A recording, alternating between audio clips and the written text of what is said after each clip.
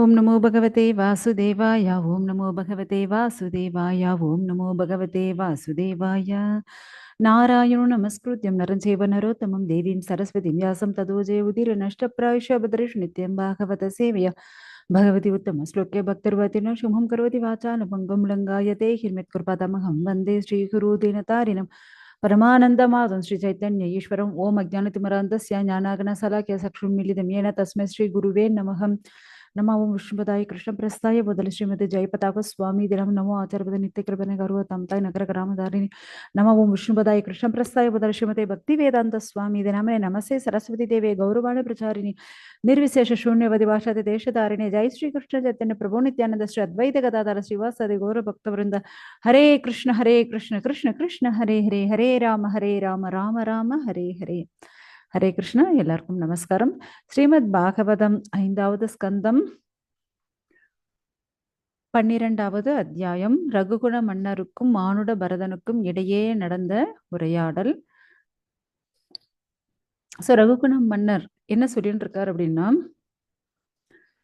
நீங்க சொன்ன உபதேசங்கள் எல்லாம் நல்லாதான் இருக்கு, ஆனாலும் எனக்கு இன்னும் கொஞ்சம் கிளியரா சொல்லுங்க.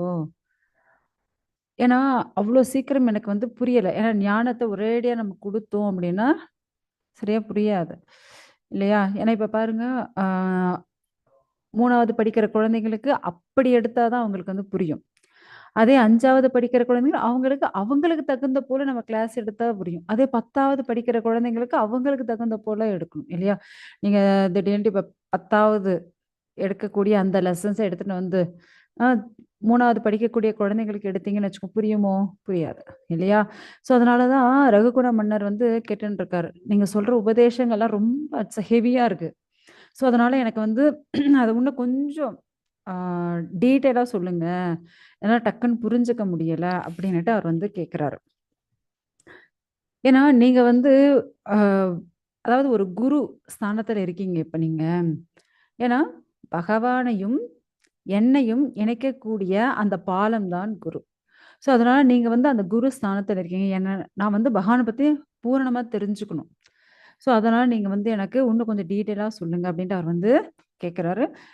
நான் ஏதாவது தவறு செஞ்சிருந்தா தயவு செஞ்சு என்னை மன்னிச்சிருங்க அப்படின்ட்டு அப்படிதான் அவர் கேட்கிறாரு. இப்ப பரதர் ஜடபரதர் சொல்ல ஆரம்பிக்கிறாரு. ஏன்னா நம்மளுடைய உடம்பு ரொம்ப அழுக்கு நிறைந்ததுதான். இன்னும் அதிகமா பார்த்தோம் அப்படின்னா நிறைய அகங்காரம், கர்வம், இப்படிப்பட்ட விஷயங்கள் இன்னும் அதிகமாயிடும் அதுல. ஏன்னா நம்ம உடம்ப நீங்க பாத்தீங்க அப்படின்னா நம்ம உடம்புல 7 தாதுக்கள் இருக்கு. ரத்தம், சதை, கொழுப்பு, எலும்பு மஜ்ஜை, விந்து, இனப்பெருக்க உறுப்புகள், நிணநீர் அப்படின்னுட்டு 7 தாதுக்கள் இருக்கு. கொஞ்சம் யோசிச்சு பாருங்க, இந்த மேல இருக்கிற இந்த தோல் இல்ல அப்படின்னா ரசிக்க முடியுமோ? பார்க்க முடியுமா? முடியாது. இல்லைன்னா நம்ம உடம்புல இருந்து வெளியே வந்தது. ஆக்சுவலி நம்ம சாப்பிட்றோம், நாக்கு வரையும் தான் அந்த டேஸ்ட், நாக்குக்கு உள்ள போயிடுச்சுன்னு வச்சுக்கோங்க. அதுக்கப்புறம் அதே அந்த வழியில திரும்ப அதுவே வெளியே வந்தா நம்மளால அதை சகிச்சுக்க முடியாது இல்லையா? அது போல அவ்வளவு அசுத்தங்கள் நிறைந்ததுதான். காரணம் என்ன அப்படின்னா நம்மளுடைய கர்ம வினைகள் தான். நம்ம இங்க பிறக்க வேண்டிய அவசியமே கிடையாது. இங்க எதற்காக பிறந்தோம்? நம்மளுடைய கர்மத்தை கழிக்கிறதுக்காக. ஏன் கர்மத்தை கழிக்கணும்? அங்கேயே இருந்திருக்கலாமே. இப்ப நம்ம நாட்டிலேயே பாருங்க, யாராவது தவறு செஞ்சாங்க அப்படின்னு அவங்கள என்ன வச்சுட்டு கொண்டாடின்னு இருக்காளா? இல்லையே. அவங்களுக்கான தண்டனை கொடுத்து ஜெயில எடுத்து போடுறாங்களா?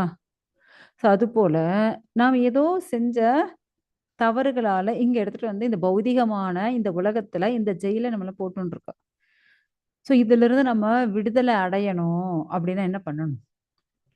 இப்ப நார்மலா ஜெயில இருக்கிறவன் இப்ப அவங்களுக்கு 20 வருஷம் தண்டனை, இல்ல 10 வருஷம் தண்டனை அப்படின்னு வச்சுக்கோங்க. அவங்கள சீக்கிரமே 5 வருஷத்துல இல்ல 6 வருஷத்துல ரிலீஸ் பண்ணிடுறாங்க. காரணம் என்ன? நன்னடத்தை காரணமாக அவர்கள் விடுவிக்கப்பட்டார்கள். அப்ப அவங்க ஜெயில எப்படி நடந்துட்டு இருந்தா?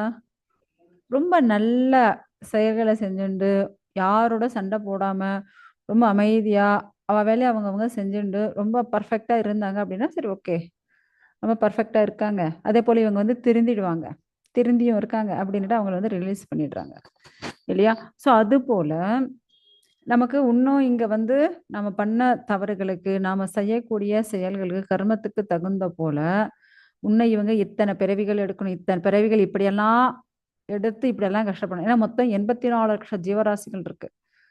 ஸோ அதுல ஒண்ணொண்ணா கிராஸ் ஆயி மனுஷ பிறவிக்கு வந்திருக்கும்.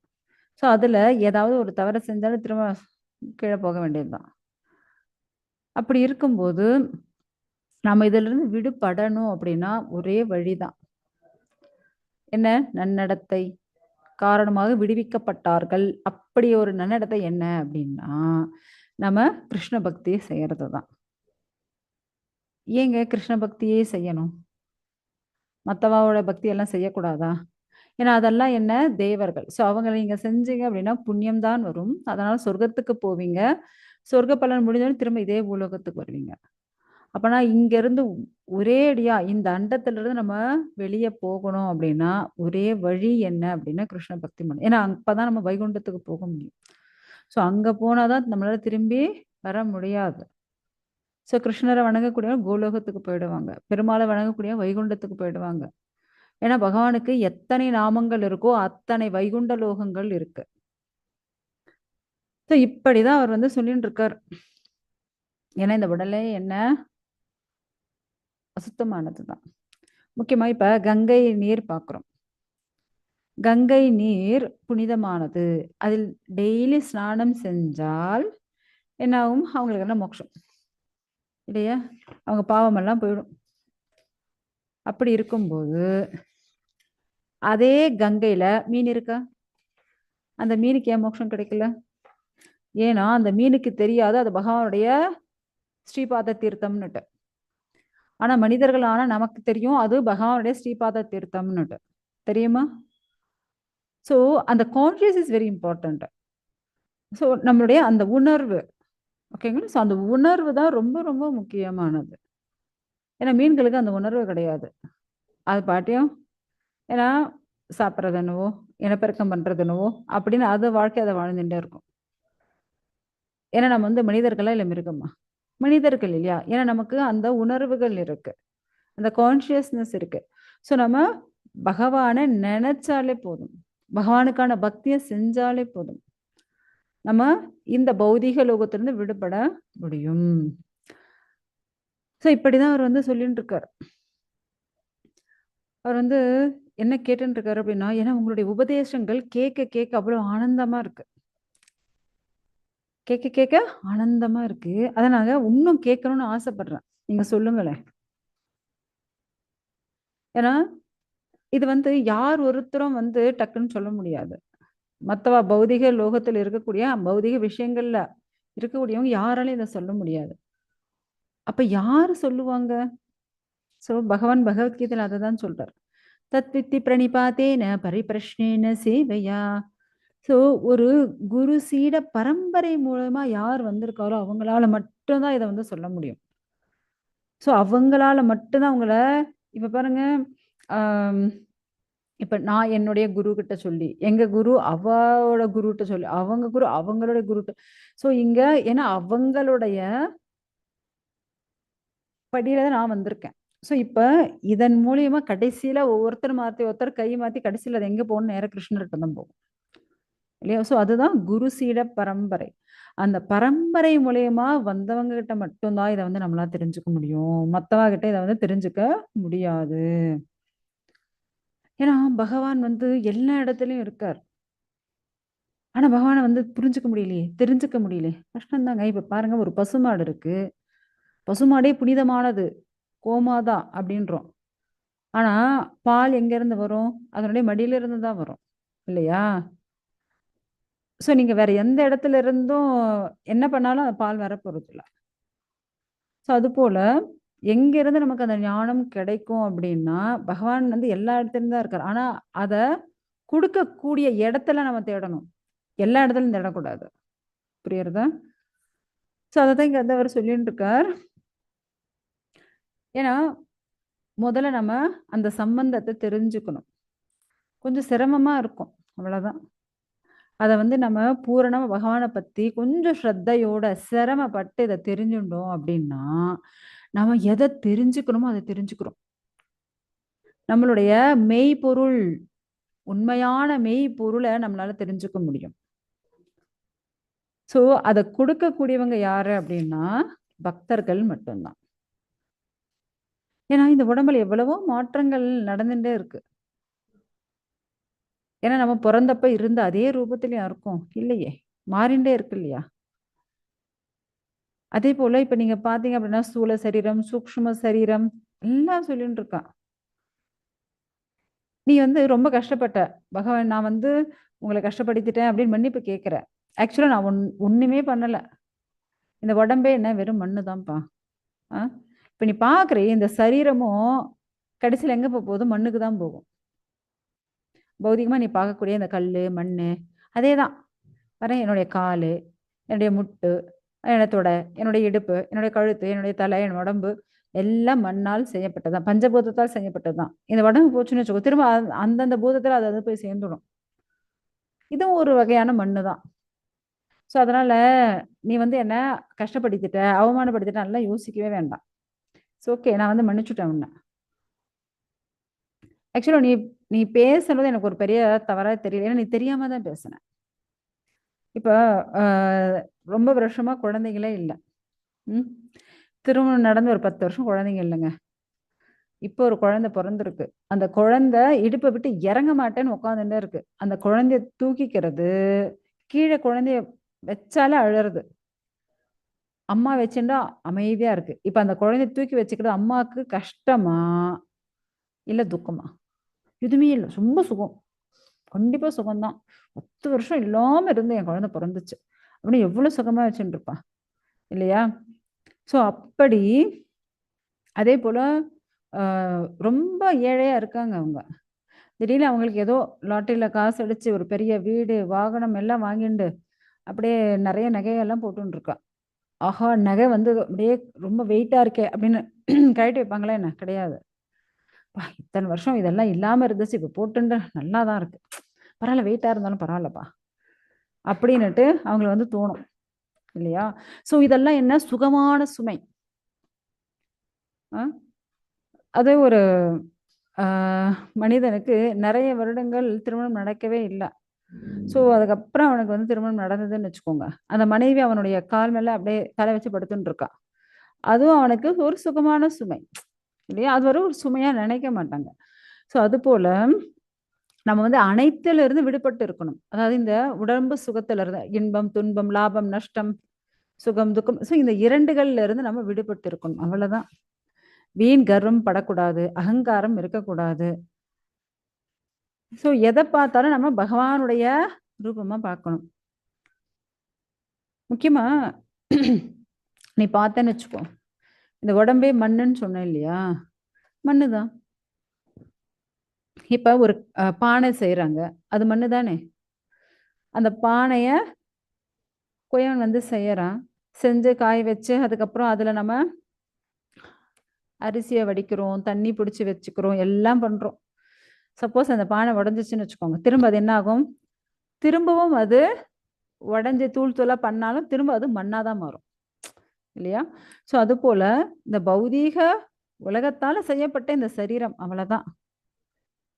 திரும்ப இது அழிஞ்சா திரும்ப இதே பௌதீக உலகத்தோட அது கலந்துற போது. அதனால நீ எந்த ஒரு இதுவும் டென்ஷன்லாம் எடுத்துக்காத. அகங்காரமே படாத. நான்ற அகங்காரம் உனக்கு கொஞ்சம் அதிகமா இருந்துச்சு. ஏன்னா நீ ராஜான்றதுனால. அதனால தான் நீ மத்தவங்கள எனக்காக பல்லக்கு தூக்குங்க அப்படின்னு ரொம்ப அகங்காரத்தோட நடந்துண்ட. அது ஒரு பிரச்சனையே இல்ல விடுப்பா. பரவால்ல. இனிமேயாவது அப்படி நடந்துக்காம இரு நீ.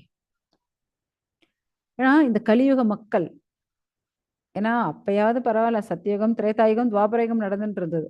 அதே இப்ப இருக்கக்கூடிய கலியுக மக்கள் எப்படி இருக்காங்க அப்படின்னா, எல்லாம் கொள்ளைக்காரர்களாகவும், திருடர்களாகவும், அ இப்படிதான் இருக்காங்க. வன்முறை பிடித்தவர்களாகவும், நம்மளோட சொத்த அபகரிக்கக்கூடியவர்களாக இப்படி இருக்காங்க. ஸோ அவங்க கிட்ட இருந்து நாம நம்மள காப்பாத்திக்கணும். எல்லாத்துலயும் ஏமாந்துட்டு உட்கார்ந்துட்டு இருக்கக்கூடாது. ஸோ நம்மளுடைய கடமைகள நம்ம வந்து செஞ்சுண்டு பெர்ஃபெக்ட்டா இருக்கணும். ஏன்னா இந்த பூமியில எத்தனையோ ஜீவராசிகள் இருக்கு. ஏன்னா எல்லாரும் சந்தோஷமா இருக்க முடியுதா? கிடையாது. அவங்கவங்க எந்த கர்மத்தை செஞ்சுட்டு வந்தோ அந்தந்த கர்மத்தை அவங்கவங்க முடிச்சுட்டு அவங்கவங்க கிளம்பி போயிட்டே இருக்கணும். யார் யாருக்காக காத்துட்டு இருக்கவும் முடியாது. யார் யாரையும் கைப்பிடிச்சு அழைச்சிட்டு போகவும் முடியாது. இப்படி எங்க இருந்து வந்தோமோ அங்கேயே நம்ம வந்து போயே ஆகணும்.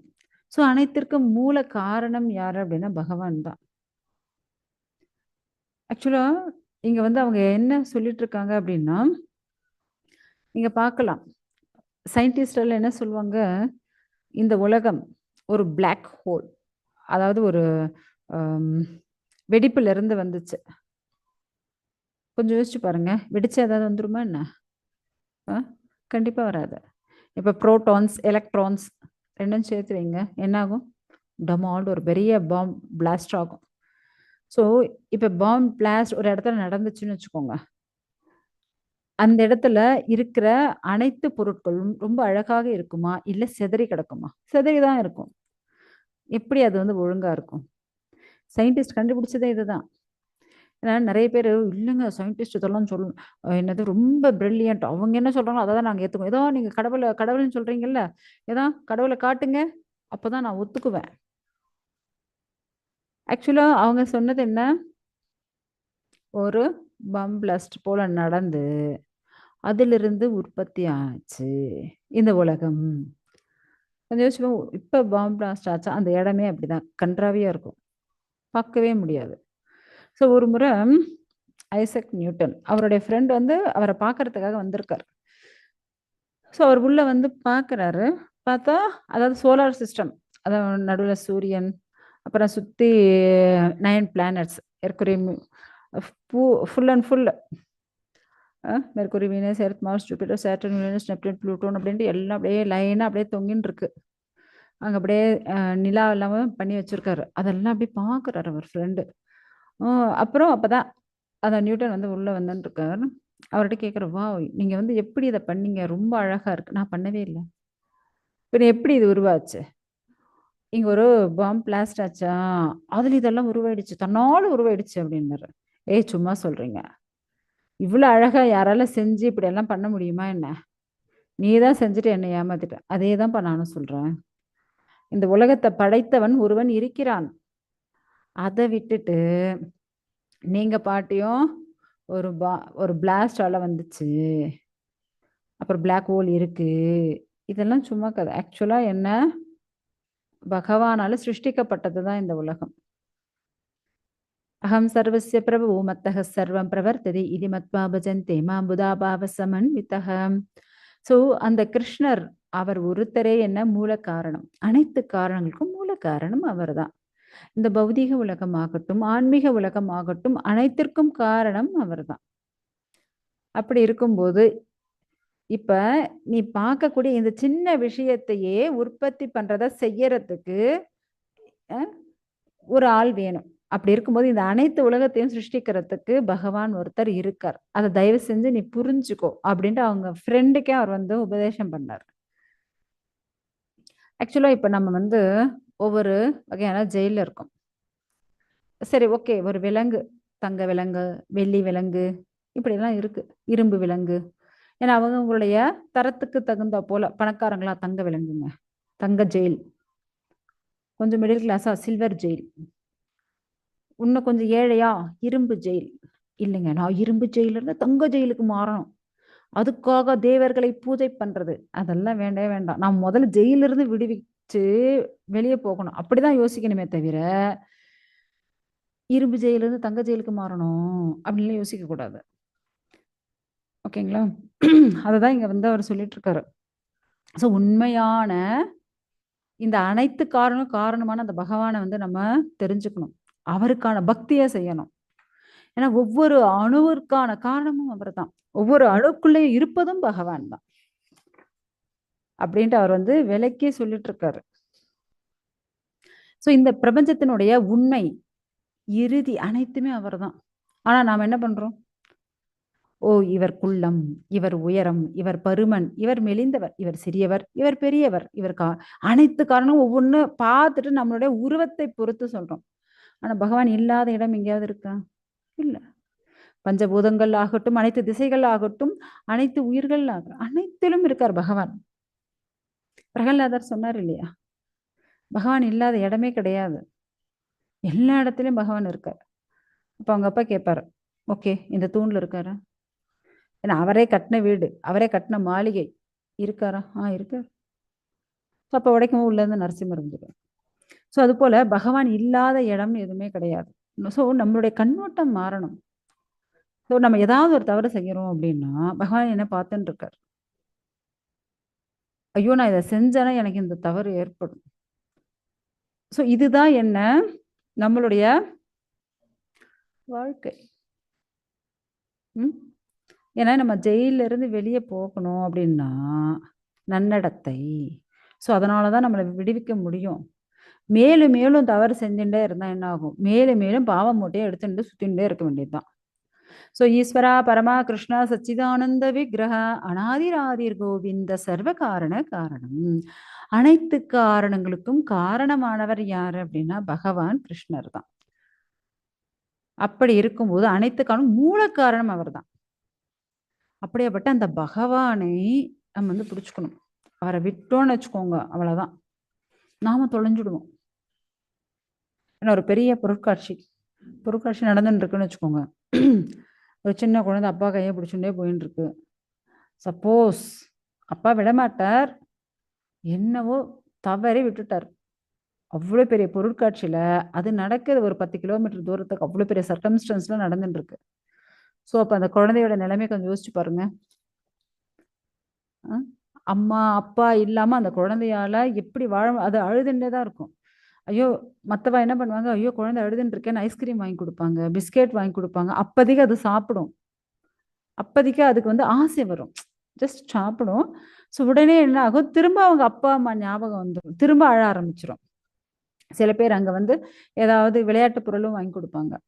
அப்போதைக்கு அது சும்மா இருக்கும், திரும்ப எனக்கு இதெல்லாம் வேணாம், எனக்கு எங்கள் அப்பா தான் வேணும் அப்படின்னு அழ ஆரம்பிச்சிடும் திரும்ப.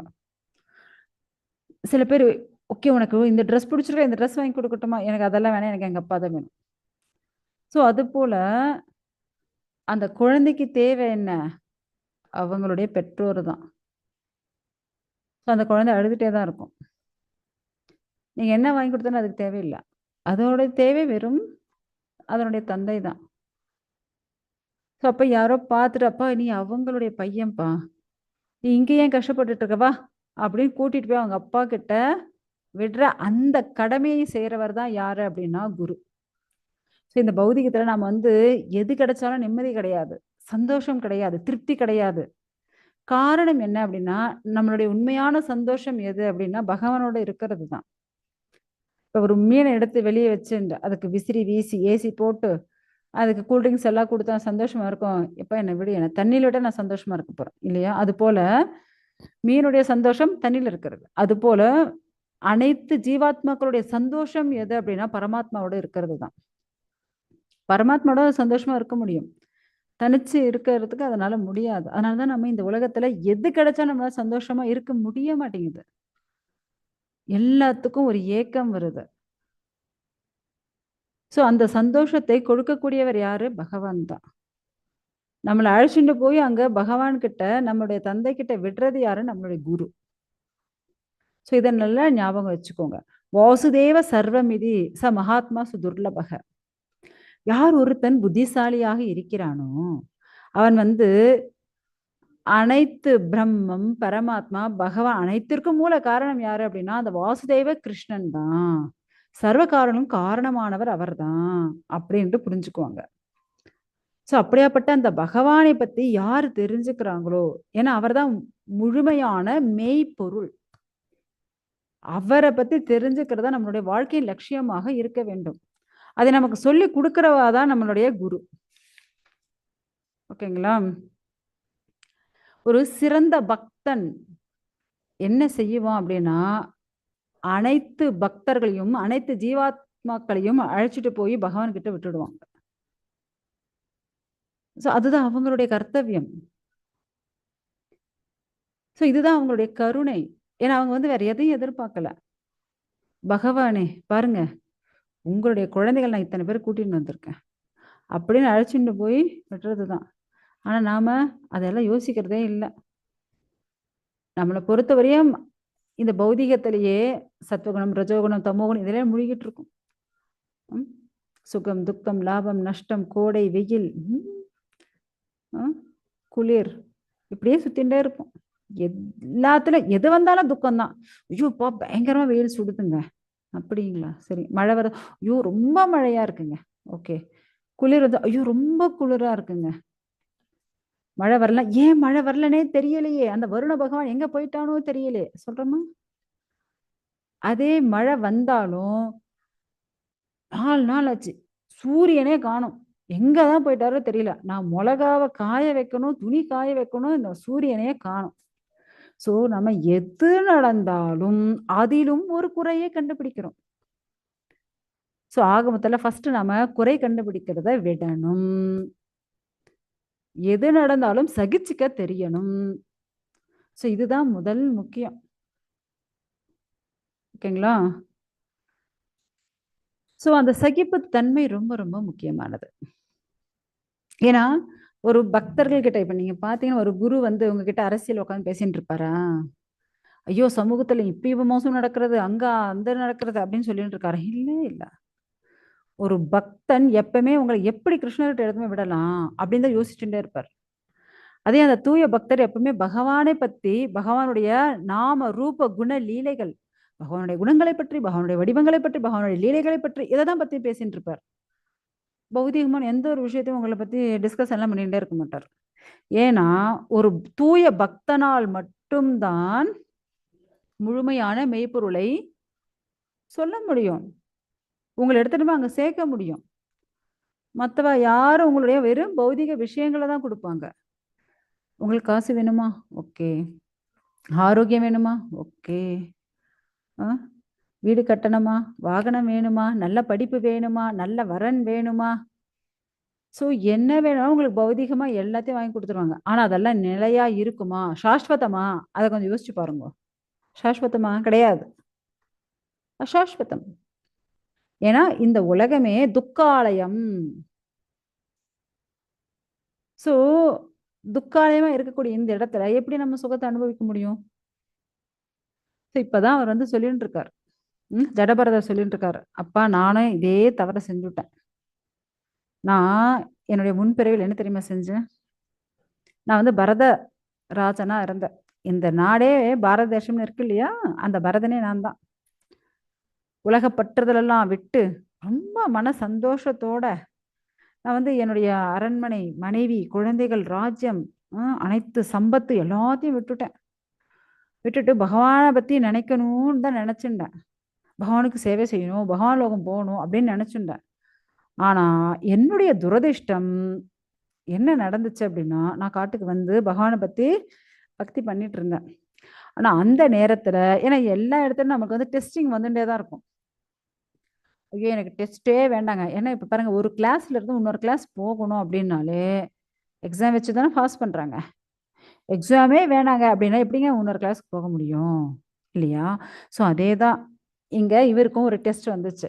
என்ன டெஸ்ட்? ஒரு மான் குட்டி பிறந்துச்சு அங்க. அதாவது ஒரு தாய் மான் புலி துரத்துச்சு. ஸோ அந்த தாய் வந்து கர்ப்பத்துல இருந்த குட்டியை அப்படியே விட்டுட்டு ஜம்ப் பண்ணும்போது அதை வந்து நழுவிடுத்து. ஸோ அந்த புலி வந்து அந்த மானை தரத்திட்டு போய் சாப்பிட்டாச்சுன்னு வச்சுக்கோங்க. இப்ப அந்த தண்ணியில விழுந்த அது குட்டி மான் பார்க்கும்போது எனக்கு ரொம்ப கஷ்டமா இருந்துச்சு. சரின்ட்டு நான் என்ன பண்ணேன், ரொம்ப பாசத்தோடு அந்த குட்டியை வளர்த்தேன்.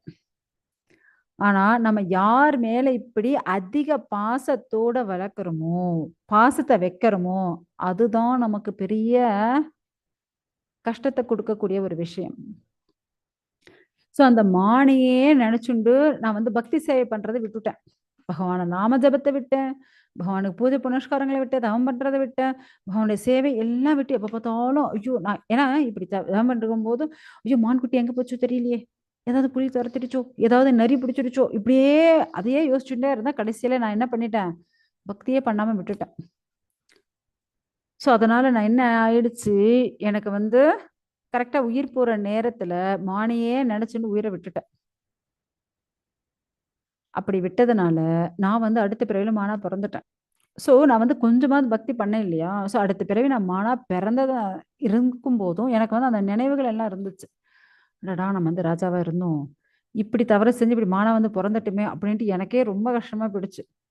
ஸோ நேரா திரும்ப அதே ஆசிரமம் வந்து, அங்கேயே நான் வந்து பகவானையே நினைச்சுட்டு இருந்தேன். ஸோ ஒரு மனித வாழ்க்கை எதுக்காக கொடுக்கப்பட்டது? பகவானுக்கு சேவை செய்யறதுக்காக. இப்போ ஒரு மேனேஜர உங்கள எடுத்து உட்கார வைக்கிறாங்கன்னா, மேனேஜர் போஸ்ட்டுக்கான அந்த டியூட்டீஸ் பெர்ஃபெக்ட்டா செய்யணும். இல்லையா? அந்த பெர்ஃபெக்ட்டா நீங்க செய்யலன்னு வச்சுக்கோங்க. உங்கள மேனேஜர் போஸ்ட்ல வைப்பாங்களா? கண்டிப்பா வைக்க மாட்டாங்க. நீங்க பாட்டுக்கு போய் உட்காந்துட்டு ஏசிய போட்டுண்டு உட்காந்துட்டு ஜாலியா கேம் விளையாடிட்டு இருந்தீங்கன்னா, ஓ! இவன் வந்து லாயக்கு இல்ல. இந்த ஜாபுக்கான லாயக்கே கிடையாது. அப்படின்ட்டு உங்கள தூக்கி போட்டுருவாங்க. இல்லையா? ஸோ அதுபோல மனித வாழ்க்கைக்கான செயல்பாடுகள் செய்யணும். ஏன்னா, அனைத்து ஜீவாத்மாக்களும் பகவானுடைய அங்கங்கள்.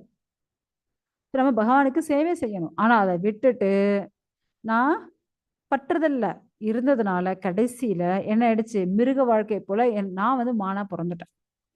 அப்புறம் எவ்வளோ ஒரு ம மனிதனாக இருந்தவன், டக்குன்னு மானா பொறந்தாச்சு அடுத்த ஜென்மத்துல. ஸோ எனக்கு பெரிய துக்கம், பெரிய வீழ்ச்சி. ரொம்ப கஷ்டப்பட்டுட்டேன்.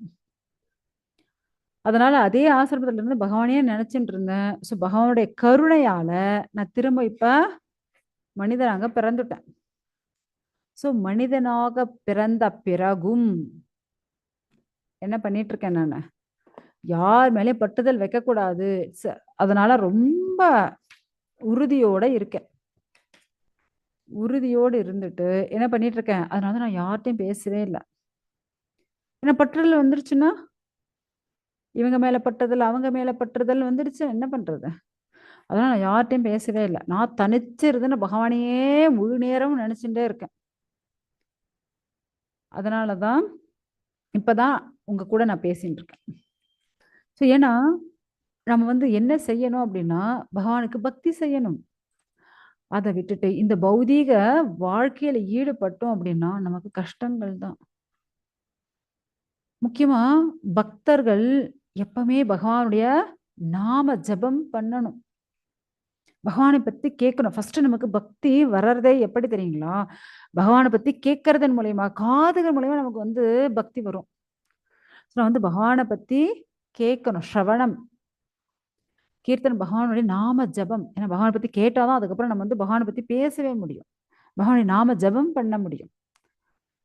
அடுத்தது இதுதான் என்ன? கீர்த்தனம். அடுத்தது விஷ்ணு ஸ்மரணம். ஸோ பகவான் இதெல்லாம் பண்ணும்போது நமக்கு பகவானையே நினைச்சுட்டே இருக்கணும்னு அந்த ஆசை வரும். ஏன்னா அப்பதான் ஆனந்தம் வரும். யார நினைச்சா நம்ம மனசுக்கு ஆனந்தம் வரும்? கொஞ்சம் கண்ண மூடி யோசிங்கோ. சாக்ஷாத் அந்த பகவான் கிருஷ்ணர நினைக்கும்போது மட்டும்தான் நமக்கு அந்த ஆனந்தம் வரும். ஏன்னா அவர அதாவது யாராவது கிருஷ்ணர பார்த்து அழகா இல்லன்னு சொல்ல முடியுமா? எவ்வளவு அழகா இருப்பார் கிருஷ்ணர் இல்லையா? அவருடைய அழகான கண்கள், அவர் அழகான சிரிப்பு. அ எப்பவுமே கிருஷ்ணர நினைச்சுட்டே இருக்கணும். பாத சேவனம், அர்ச்சனம், வந்தனம், தாஸ்யம், சாக்கியம், ஆத்ம நிவேதனம். ஸோ இந்த 9 வகையான பக்தி சேவை நமக்கு வந்துடும். ஆனா ஃபர்ஸ்ட் எப்படி வரும்? பகவான பத்தி கேட்கறதன் மூலியமாக. ஸோ இதனால சிரேஷ்டமான பக்தர் யாரு அப்படின்னா, பரீட்சித்து தான். கீர்த்தனம், பகவான பத்தி சொல்றது. யார் அப்படி சொல்லின்னு இருப்பா? ஸோ அந்த பரீட்சித்துக்கு சொன்ன சுகதேவர். ஏன்னா அவர் மூலியமா தான் நமக்கு ஸ்ரீமத் பாகவதம் கிடைச்சது. அடுத்து விஷ்ணு ஸ்மரணம், பிரகல்லாதன். ஏன்னா பிரகல்லாதனுக்கு எவ்வளவு கஷ்டங்கள் வந்தாலும் அவர் வந்து நாராயணனுடைய நாமத்தை விடவே இல்லை. நீ மலையில இருந்தாலும் தூக்கி போட்டுக்கோ, பாம்பை வச்ச கடிக்க வை, என்ன அப்புறம் வந்து மத யானை வச்சு மிதிக்க வை, இல்ல கதையால அடி, எரியிற நெருப்புல தூக்கி போடு, நடு சமுத்திரத்துல போடு, என்ன வேணாலும் படு, ஆனாலும் எனக்கு நாராயணா நாராயணா அவர் நாராயணே தான் நினைச்சுட்டு இருந்தார். ஸோ நமக்கு பகவானே நினைச்சுட்டு இருந்தா எப்படியாப்பட்ட கஷ்டங்களும் நம்ம பக்கத்துல அண்டவே அண்டாது. பாத சேவனம், மகாலட்சுமியை போல பாத சேவனம் யார் பண்ணிட்டு இருப்பாங்க? அடுத்தது அர்ச்சனம், யாரு? பிருது மகாராஜ். வந்தனம், அக்ரூரர்.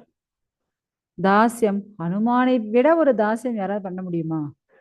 சாக்கியம், அர்ஜுனன், ஆத்ம நிவேதனம், பலி மகாராஜ். இப்படி 9 விதமான பக்தி சேவையும் செஞ்சவர் யாரு அப்படின்னா அம்பரீஷர். நம்ம போன கிளாஸ்ல பார்த்தோம். இவ்வளவு சிரேஷ்டமான பக்தர்கள். ஸோ அப்படியாப்பட்ட பக்தியை நாமளும் பண்ணணும். ஏதாவது உங்களுக்கு பிடிச்ச பகவானை பத்தி கேட்கறது, பகவான் நாமஜபம் செய்யணும், இல்லை பகவான் நினைச்சுட்டே இருக்கு. இதை 3 செஞ்சால் 9 செஞ்ச பலன் கிடைச்சிரும். இல்லைங்க, பாருங்க, இந்த 3 எழுதுனாலே போதும், உங்களுக்கு ஃபுல் மார்க் கிடைச்சிரும். அப்படின்னா அது 3 பண்ணிடுவீங்கல்ல, அதே தான். பகவானை பத்தி கேட்கணும், பகவானுடைய நாமஜபம் சொல்லணும், பகவான் எப்பயும் நினைச்சுட்டே இருக்கணும். இதெல்லாம் அவ்வளோ காஸ்ட்லி கூட இல்லை. பகவானே நினைச்சுட்டு இருக்கிறது என்னங்க காஸ்ட்லி சொல்லுங்க? அது ரொம்ப சுலபம் தானே, பகவான் நினைச்சுட்டே இருக்கலாமே. ஸோ இதை பண்ணாலே போதும், உங்களுக்கெல்லாம் மோட்சம் அப்படின்னு பகவானே சொல்றார்.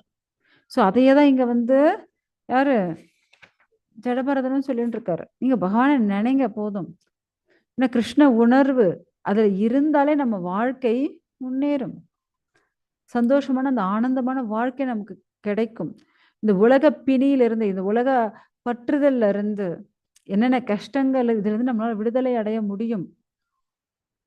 பௌதிகமான மக்களுடைய தொடர்புல நம்ம இருந்தோம் அப்படின்னா ரொம்ப கஷ்டம். திரும்ப இதே சாக்கடையில முழுக வேண்டியதுதான். ஸோ நம்ம கிருஷ்ண உணர்வோட இருந்து நம்ம கிருஷ்ண பக்தியை வளர்த்துக்கணும் அப்படின்னுட்டு யாரு சொல்றது? ஜடபரதர் சொல்லிட்டு இருக்காரு ரகுகுணனுக்கு. ஸோ இதை நாமளும் ஃபாலோ பண்ணணும். இல்லைன்னு வச்சுக்கோங்க, கஷ்டம் யாருக்கு? நமக்கு தான். ஏன்னா இந்த பௌதீகத்துல என்ன பண்ணிட்டுறாங்க அப்படின்னா, ஆசை யாரை விட்டது? அந்த ஆசை, இந்த ஆசை அப்படின்னுட்டு அதுல முழுகிடுறாங்க. ஒரு முறை என்ன நடந்துச்சு அப்படின்னா, ஏன்னா பக்தர்களை அதான் இம்சை கொடுத்தாங்க அப்படின்னா என்ன பிரச்சனை வரும்? ஓகே, ஸோ இங்க வந்து சகரன். ஸோ சகரனுக்கு 2 மனைவிகள், சுமதி, கேசினி அப்படின்னுட்டு. ஸோ இப்போ 2 பேருக்கும் குழந்தை இல்லை. ஸோ ரிஷிகிட்ட கேட்குறாங்க, சகரன் வந்து கேட்குறாரு, என்னுடைய 2 மனைவிகளும் குழந்தை வேணும். அப்படியே சரி, ஓகே அப்படின்னுட்டு சுமதியே கேட்குறாங்க, அம்மா உங்களுக்கு என்ன வேணும்? முட்டாளான நிறைய குழந்தைகள் வேணுமா, புத்திசாலின்னு ஒரே குழந்தை இருந்தால் போதுமா? அந்த அம்மா என்ன சொல்லிடுச்சு, எனக்கு முட்டாளா இருந்தாலும் பரவாயில்ல, நிறைய குழந்தைங்க வேணும். ஓகே அப்படின்ட்டு அவங்களுக்கு வரத்தை கொடுத்தாச்சு. நெக்ஸ்ட் இந்த அம்மா கேஷினி, எனக்கு புத்திசாலியான ஒரே குழந்தை இருந்தா கூட போதுங்க. அப்படியா, சரி ஓகே. 2 பேருக்கும் ஆசீர்வாதம் பண்ணிட்டு போயாச்சு. ஸோ அதே போல அந்த சுமதி அவங்களுக்கு வந்து ஒரே கர்ப்பத்தில் 60,000 குழந்தைங்க பிறந்தாச்சு. அதே போல அந்த கேசினி அவங்களுக்கு வந்து ஒரே ஒரு மகன் தான், புத்திசாலி, அசமஞ்சசன் பிறந்தான். ஸோ அப்போ சகர மன்னனுக்கு வந்து ரொம்ப சந்தோஷம், ஏன்னா இவ்வளோ குழந்தைங்க இருக்குல்ல அப்படின்னு சந்தோஷமா அவர் வந்து யாகம் பண்ணிட்டு இருக்கார், அஸ்வமேத யாகம் பண்றார். அப்படி பண்ணிட்டு இருக்கும்போது என்ன ஆகுது அப்படின்னா, அந்த அஸ்வம், அந்த குதிரை ஓடிடுச்சு அங்கிருந்து. சரி குதிரையை போய் எடுத்துட்டு வாங்கப்பா, எங்க போய் தேடி கண்டுபிடிச்சு எடுத்துட்டு வாங்க அப்படின்றார்.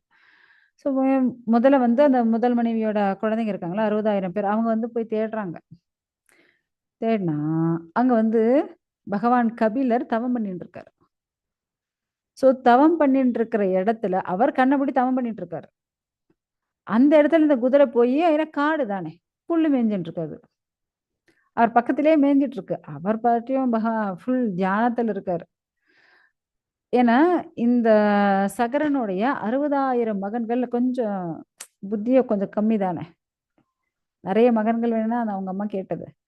ஸோ அவங்களுடைய மென்டாலிட்டியில் என்ன நினைச்சுட்டாங்க அப்படின்னா, ஆக்சுவலா அந்த குதிரையை இவர் தான் பிடிச்சிட்டு வந்து இங்க கட்டி வச்சுட்டு இருக்கார், பிடிச்சிட்டு வந்து இவர் வச்சுட்டு இருக்கார் அப்படின்னு நினைச்சிட்டு எல்லாரும் அவங்க வாழை எடுத்துட்டு அப்படியே ஓடுறாங்க, திபு திபுன்னு ஓடுறாங்க. யாரை வெட்டுறதுக்கு? கபில பகவானை வெட்டுறதுக்கு. டக்குன்ட்டு அவர் கண்ணை திறந்து பார்த்தார், எல்லாரும் கத்தியோடு ஓடி வந்துட்டு இருக்காங்க. அவ்வளவுதான், அந்த 60,000 பேர் என்ன ஆயாச்சு, எரிஞ்சாச்சு. ஸோ அதுக்கப்புறம் என்னடா போனா யாரையுமே திரும்பி வரல அப்படின்னுட்டு கேசினியோட மகனான அசமஞ்சஸ் அனுப்புறாங்க. அவர் போறாரு. போய் தேடி பார்க்குறாரு. கடைசியில அந்த குதிரைய பார்த்துடுறாரு. அவர் வந்து அங்க விழுந்து வணங்குறாரு. அங்க ஃபுல்லா அந்த 60,000 பேர்களுடைய பஸ்பம் இருக்கு. அந்த இடம் ஃபுல்லா எரிஞ்சு அவங்களுடைய உடைவாள் அதெல்லாம் இருக்கு. அவர் வந்து வணங்கி கேட்குறாரு கபிலர்கிட்ட. அப்ப அவர் சொல்றாரு, ஆக்சுவலா நான் வந்து எதுவும் பண்ணல. ஆக்சுவலா அவங்க வந்து கொஞ்சம் முட்டாளுங்க தான். அவங்க இப்படி வந்து உங்கள தாக்க வந்திருப்பாங்கன்னு எனக்கே தெரியுது. தயவு செஞ்சு அவங்களுடைய மோட்சத்துக்கு ஏதாவது ஒரு வழி சொல்லுங்களேன் அப்படின்னுட்டு. அதாவது கங்கை வந்தா இவங்களுக்கு மோட்சம் கிடைக்கும். ஏன்னா அதுவரையும் கங்கை நம்ம பூமிக்கு வரவே இல்ல. பாருங்க, ஒரே ரிஷி தான். அந்த ரிஷி பேர் வந்து அவ்ருத ரிஷி. அந்த ரிஷியுடைய வரத்தால தான் இந்த 60,000 பேரும் பிறந்தாங்க. இந்த அசமஞ்சசும் பிறந்தார். ஸோ நம்ம எப்படி நடந்துக்கிறோம் அது ரொம்ப முக்கியம். ஸோ இவர் வந்து எவ்வளோ பிரயத்தனப்பட்டார். யாரு? அசமஞ்சஸ் முடியல. ஏன்னா கங்கை வந்து மேல பிரம்மலோகத்துல இருக்கு. அங்க இருந்து இங்க நம்மளுடைய பூமிக்கு வரணும். ஸோ அவர் என்னென்னமோ பிரயத்தனப்பட்டார், முடியல. அதுக்கப்புறம் அவருடைய மகன் அம்சுமானுக்கு சொல்லியாச்சு. அம்சுமான எவ்வளவோ முயற்சி பண்ணார், என்னவோ முடியல. அதுக்கப்புறம் அவர் காலம் முடிஞ்சது. அவருடைய மகனான திலீபன் ராஜா ஆனான். ஸோ அந்த திலீபனுக்கு அவர் சொல்லிட்டு போயாச்சு, நம்மளுடைய பித்திருக்கள் 60,000 பேர் இருக்காங்கப்பா, அவங்களாம் மோட்சம் கிடைக்கணும், கங்கை வந்தா மோட்சம் கிடைக்கும்னு சொல்லிட்டார் கபிலர். ஸோ அதனால நீங்க கங்கையை வர வைக்கிறது முயற்சி பண்ணுங்க அப்படின்னுட்டு அவரை முயற்சி பண்ணார். திலீபனும் முயற்சி பண்ணார், முடியல. ஸோ அவருடைய மகன் யாரு அப்படின்னா பகீரதன். ஸோ பகீரதன் வந்தாச்சு. அவர் பயங்கர கடும் தவம் பண்ண ஆரம்பிச்சிட்டார், விடல. ஸோ அதுக்கப்புறம் கருணையோட, பகவானுடைய கருணையோட கங்கை வர தயாராயிட்டாங்க. இப்போ கங்காதேவி சொல்றாங்க, அப்பா நான் வந்து மேல இருந்து கொஞ்சம் யோசிச்சு பாருங்க, மேல இருந்து அருவி ரொம்ப ஃபோர்ஸா கொட்டுச்சுன்னா அந்த கீழே வந்து என்ன ஆகும், யாராலும் நிக்கவே முடியாது. ரொம்ப ஃபோர்ஸா வந்துச்சுன்னா இது வந்து நான் மேல இருந்து வரணும், சத்தியலோகத்துக்கு நான் இங்க வரணும் அப்படின்னா அதை தாங்கிறதுக்கு வெரி ஸ்ட்ராங்கான யாராவது இருக்கணும். அப்ப நான் என்ன பண்றது? அதாவது எது அவ்வளவு மேல இருந்து விழும்போது என்ன ஆகும், பூமியே பெரிய தொலை விழுந்துரும். அப்ப நான் என்ன பண்ணேன், சிவன் வந்து இட்ஸ் வெரி ஸ்ட்ராங். ஸோ அவர்கிட்ட போய் கேளுங்க. ஸோ அவர் தாங்கினாருன்னு வச்சுக்கோங்க, நான் வரேன் அப்படின்னு சொல்லியாச்சு அந்த அம்மா. சரின்னு இப்ப பாருங்க, பகீரதன் இவ்வளவு கஷ்டப்பட்டு கங்கை கிட்ட எல்லாம் வரம் வாங்கியாச்சு. இப்ப சிவனை நினைச்சு தவம் பண்றாரு. சிவனும் ஏன்னா இத்தனை வருஷமா இவர் தவம் பண்ணிட்டு இருக்காருன்னு அவரும் மனம் இறங்கி வந்தாச்சு. சொல்லுப்பா பகீரதா, உனக்கு என்ன வேணும்? சுவாமி இது போல் கங்கை வரேன்னு சொல்லிட்டாங்க. ஆனா என்ன பிரச்சனைனா அவங்க சத்தியலோகத்தை இங்க வர்றதுக்கு பூமி ரெண்டா பொழந்துரும்னுட்டாங்க. அதை தாங்கிறதுக்கு ஒருத்தர் வேணும்னு கேட்டாங்க. நீங்க தான் ஸ்ட்ராங் மேனுன்னு சொல்லிட்டாங்க. அதனால தயவு செஞ்சு நீங்க வந்து உங்க தலையில தாங்குங்க அப்படின்னு. அப்படியா, சரி ஓகேப்பா அப்படின்னுட்டார். ஸோ அதனால திரும்ப கங்கையை எடுத்துட்டுங்க தவம் பண்ணுங்க. இப்ப இங்க வந்து சிவன் ரெடி, நீங்க மேல இருந்து வரலாம் அப்படின்ட்டு அவர் திரும்பவும் அவங்களுக்கு தவம் பண்ணி, அப்ப மேல இருந்து அந்த அம்மா நேர சிவனுடைய தலைக்கு வராங்க. ஸோ சிவன் என்ன பண்ணார், தன்னுடைய தலையில மொத்த கங்கையை தாங்குறார். தாங்கும்போது ஆனா ஒரு டிராப் கூட கீழே விழவே இல்லை. பகீரதன் பாக்குறாரு, என்ன நடக்குதுங்க அப்படின்ட்டு அவருக்கு கொஞ்சம் பயமாயிடுச்சு. திரும்பவும் சிவன் கிட்ட கெஞ்சுறாரு, சுவாமி என்ன சுவாமி, மேல இருந்து கங்கை விழுந்துச்சு, நீங்க உங்க தலையிலே பிடிச்சு வச்சிருக்கீங்க, கொஞ்சம் கீழே விடுங்க. அட, வரவங்க மெல்ல மெல்ல வரணும், வேணுமிட்டு ஜோர் ஜோரா வந்து அப்படியே உதைச்சிட்டு வந்து வேணுமிட்டு திமிரா வந்து விழுந்தா, அதனால கோபத்துல நான் லாக் பண்ணி வச்சுட்டேன் அப்படின்றார். ஸோ திரும்ப இவர் வந்து அவர்கிட்ட கெஞ்சி கூத்தாடி அதுக்கப்புறம் சிவன் என்ன பண்றாரு, தன்னுடைய சடைய ஒரு பக்கம் அப்படி திறந்து விடுறார். ஸோ அந்த அம்மா வந்து கிழக்கு பக்கமாக அழகானந்தா பத்ரிநாத்தா போறது, அந்த பக்கம் மேற்கு பக்கம் பாகிரதி, அந்த பக்கம் தான் பகீரதன் நின்றுட்டு இருந்தான். ஸோ அந்த பக்கம் பாகிரதியா போறது. இப்பவும் நம்ம பார்த்தோம் அப்படின்னா இந்த அழகானந்தாவும் இந்த பக்கம் வரக்கூடிய பாகிரதி ரெண்டும் எங்க சேரும் அப்படின்னா தேவப்பிரயாகை, ஓகேங்களா, ஹரித்வார்ல. பாக்குறது ரெண்டும் ரெண்டு கலர்ல இருக்கும், ஆனா எல்லாமே கங்கை தான். ஸோ இவ்வளவு பிரயத்தனப்பட்டு எடுத்துட்டு வந்து அந்த கங்கை நேரா பகீரதன் அழைச்சிட்டு போய் என்ன பண்ணாச்சு? ஆக்சுவலா ஆமா அழைச்சிட்டு இவர் முன்னாடி குதிரையில போயிட்டே இருந்தார். பின்னாடி கங்கை ஓடி வந்துட்டு இருந்துச்சு. கொஞ்சம் தூரம் போனதுக்கு அப்புறம் பார்த்தா கங்கைய காணோம். திரும்ப அடடா! என்னடா வம்பா போச்சுன்னு திரும்ப பின்னாடியே ஓடிவாங்க. ஓடி வந்து பார்த்தா அங்க கங்கைய காணோம். பார்த்தா அங்க ஜானவ ரிஷி. அவர் எல்லா கங்கைய தூக்கி தன்னுடைய வாயில போட்டுண்டார். இவர் கெஞ்சி கூத்தாட சுவாமி நான் ஆல்ரெடி இவ்ளோ தவம் பண்ணி கங்கைய ஓகே பண்ணேன். அ கெஞ்சி கூத்தாடின்னு அந்த அம்மா ஓகே பண்ணாங்க. அதுக்கப்புறம் இந்த பக்கம் சிவன கெஞ்சி கூத்தாடி அவர கிட்ட வாங்கினேன். இப்ப நீங்க எதுக்கு அவங்கள உங்க வாயில புடிச்சு வச்சுட்டு இருக்கீங்கன்னு. என்னுடைய ஆசிரமத்தெல்லாம் அடிச்சுக்கிட்டு போயிடுச்சு. கோபத்துல எடுத்து ஒரு டபக்குன்னு வாயில போட்டுட்டேன் அப்படின்னு. சுவாமி தயவு செஞ்சு அவங்கள விடுங்க. அப்படின்ட்டு அவர்கிட்ட கெஞ்சி கூத்தாடி அதுக்கப்புறம் திரும்ப அவர் கங்கையை விட்டார். அதனால அந்த நமக்கு ஜானவின்னுட்டு பேரு. ஸோ கடைசியில எடுத்துட்டு போய் அவங்களுடைய பித்திருக்கள் அதாவது அந்த 60,000 பேர் இறந்தாங்க இல்லையா? ஸோ அந்த இடத்துல தண்ணி பட்டு பகவானுடைய ஸ்ரீபாத தீர்த்தம் படணும் அப்படின்னு இதனால் என்னுடைய பித்திருக்கள் மோட்சம் அடையணும்னு அவர் கேட்டுன்றதுனால அந்த மொத்த பேருக்கு மோட்சம் கிடைச்சு. ஸோ அது போல அதே தான் சொல்லிட்டு இருக்கிறது. ஸ்டார்டிங்கும் அதே தான். கங்கையில தான் ஸ்டார்ட் ஆச்சு. முடியும் போது கங்கையில முடிஞ்சிருச்சு. ஸோ நம்ம வந்து அதே கங்கையில இருக்கக்கூடிய மீன்கள் மோட்சம் அடையாது. ஏன்னா அவங்களுக்கு அந்த கான்ஷியஸ் இல்ல. ஆனா அதே கங்கைய நாம வந்து பகவானுடைய ஸ்ரீபாத தீர்த்தம்னு எடுத்துட்டோம் அப்படின்னா கண்டிப்பா மோட்சம். ஸோ பகவானை நினைச்சாலே மோட்சம். பகவானை பத்தி கேட்டாலும் மோட்சம். பகவானை பத்தி நாம ஜபம் பண்ணாலும் மோட்சம். ஸோ இதோட நம்ம இன்னைக்கு கிளாஸை முடிச்சுக்கிறோம். உங்களுக்கு ஏதாவது கேள்விகள் இருந்தால் கேட்கலாம். ஹரே கிருஷ்ணா.